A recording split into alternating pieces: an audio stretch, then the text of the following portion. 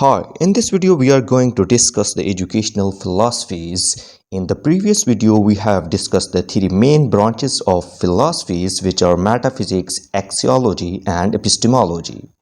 In this video we are going to discuss progressivism, essentialism, perennialism, existentialism, reconstructionism, behaviorism, idealism and realism. As we know that all the educational philosophies discuss what to teach and how to teach. Progressivism. The father of the progressivism is the John Dewey. He is one of the very famous person in education. He is an American philosopher and psychologist. This theory emerged in 1920s. Progressivism is rooted in the pragmatism. Pragmatism emerged in 1817s. The word pragmatism is derived from the word pragma, meaning activity. These two philosophies discuss the same things. Progressivism discussed that human experience is the basis of knowledge. Through experiences, activities, and practical work, students learn and grow. And progressivism also discussed that by experiences, students develop problem solving. So this is being considered as the model of the democracy. Progressivism is the student-centered philosophy. Students have freedoms and teachers facilitate the students. Essentialism is also American philosophy and emerged in 1930 by William Bagley. He disagreed with the progressivism and said that students should learn basic or core subjects and skills. Essentialism is derived from the word essential. As the word indicates, this philosophy discusses to teach those things, subjects, and skills which are most important and indispensable. And according to essentialism, many things are good, many are important, but only a few are essential, and essentialism just focus on them and eliminate the other. For example, basic mathematics, history, language, etc. And this is teacher-centered philosophy. Teacher decide what is important and what to impart. Perennialism. Robert Mortimer is the father of the perennialism. The word perennialism is derived from the word perennial. This is the word used in horticulture for those plants which last several years, or from growing season to growing season.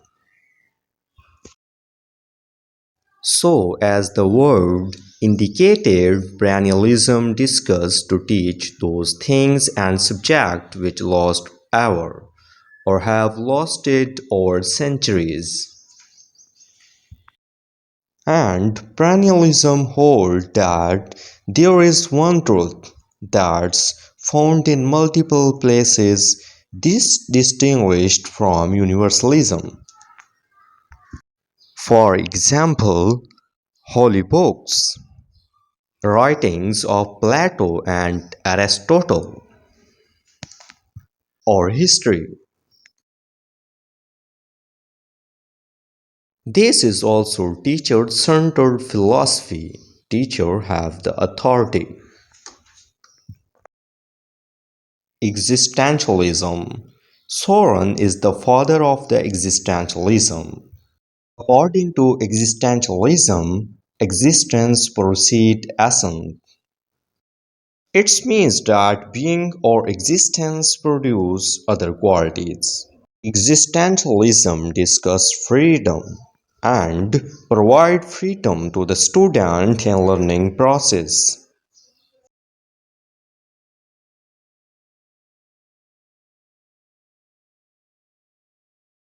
Existentialism focuses on the uniqueness and on the development of the skills rather than acquiring knowledge.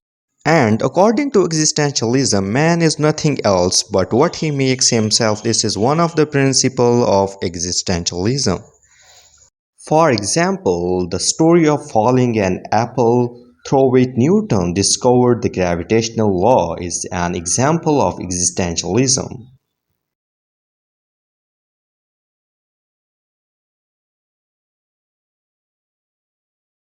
This is student-centered philosophy.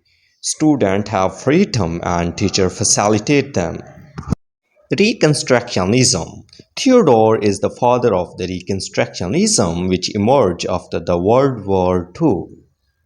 Reconstructionism discusses positive social change. The aim of this philosophy is to develop a better society or social reforms.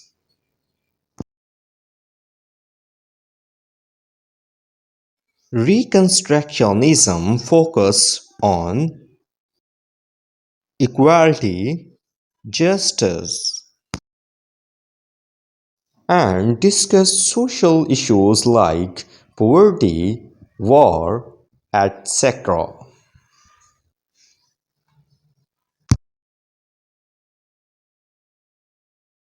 This is also student-centered philosophy. Behaviorism. Johann Waston is the father of the behaviorism. This philosophy deals to understand the behavior of human beings and other living beings.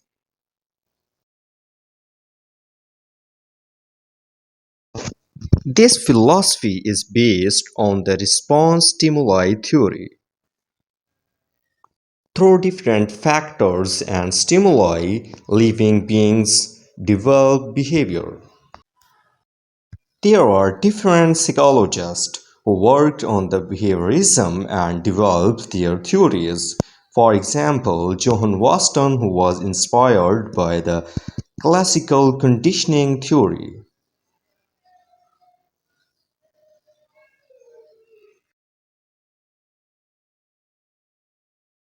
Edward Thorndike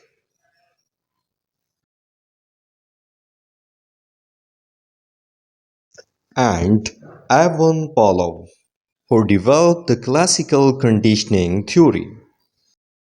Through his experiment, he found that dogs salivate at the sound of the bell. Here, sound is the stimuli, which is associated with the food, and saliva is the response. Idealism and realism are two opposing philosophies which goes back to the Greek philosopher. Plato is the father of idealism. We discuss the spiritual world. For example, soul. Idealism gives no importance to the matter or body, but adios. Aristotle is the father of realism. Realism discusses the material world, for example, body or any other object. Thanks for watching.